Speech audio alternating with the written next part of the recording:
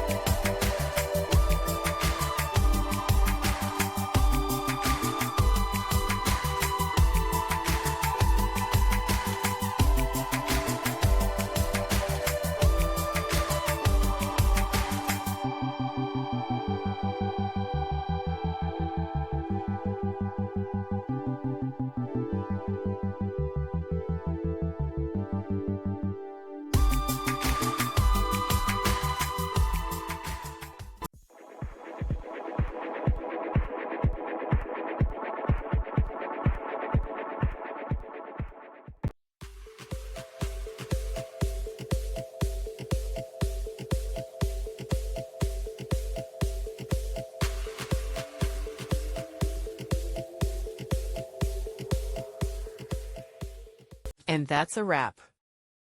I hope you found the answer you were looking for.